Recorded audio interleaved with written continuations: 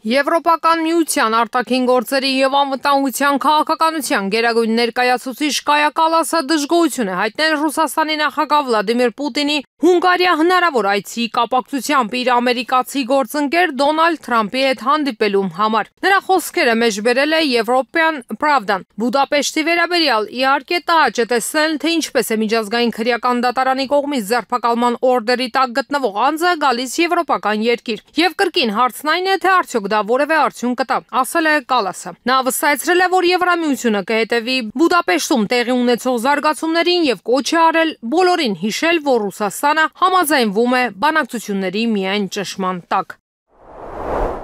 Ուկրաինայի հակամարտության լուծումը պետք է լինի հիմնարար եւ երաշխավորի խաղաղություն, այս մասին հայտարարել է Ռուսաստանի արտաքին գործերի նախարարության խոսնակ Մարիա Զախարովան ՏԱՍՍ-ին տված հարցազրույցում։ Նա ընդգծել է, որ Մոսկվան անդրադառնում է հակամարտության արմատական պատճառներին, ոչ թե այն երկարաձգելու, այլ խաղաղություն երաշխավորող հիմնարար եւ երկարաժամկետ լուծման հասնելու համար։ Այս ուղին, որի մասին խոսել են մեր երկրի նախագահ Վլադիմիր Պուտինը եւ արտաքին գործերի նախարար Սերգեյ Լավրովը, ինչպես նաեւ Ռուսաստանի ղեկավարությունն ամբողջությամբ մենք հայտարարել ենք եւ մենք կենտրոնանում ենք դրա վրա, ասել է Զախարովան։ Դիվանագետը նշել է, որ Ռուսաստանը այս բոլոր տարիների ընթացքում հետապնդում է խաղաղ կարգավորման ցանկության վրա հիմնված ուղի։ Որպես օրինակ նա բերել է Մինսկի համաձայնագրերը, որոնք տքնաջան աշխատանք են եղել տարբեր իսկապես արդյունավետ բանաձևեր, սցենարներ եւ հնարավորություններ առաջարկելու համար։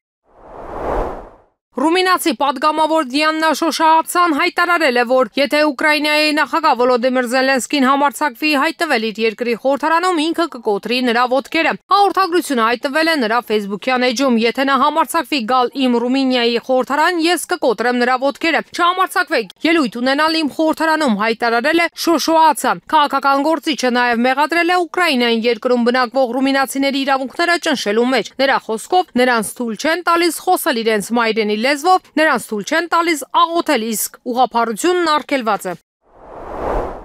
Գիտնականները կանխատեսում են, որ արեգակնային բռնկումների ակտիվությունը լիովին կկայունանա հոկտեմբերի 20-ին, այս մասին հաղորդել է Ռուսաստանի գիտությունների ակադեմիայի Տիեզերական հետազոտությունների ինստիտուտի արեգակնային աստղագիտության լաբորատորիայի Telegram ալիքում։ Հաղորդագրության մեջ նշվում է, որ տիեզերական եղանակը կբնութագրվի հանգիստ գեոմագնիսական միջավայրով թույլ մնացորդային խանգարումների ցածր հավանականությամբ։ Բռնկումների ակտիվությունը մոտենում է լիակատար կայունացմանը, հավելել է ինստիտուտը։ Նախորդ օրը հոկտեմբերի 19-ին տեղի է ունեցել նախավերջին M դասի արեգակնային բռնկում։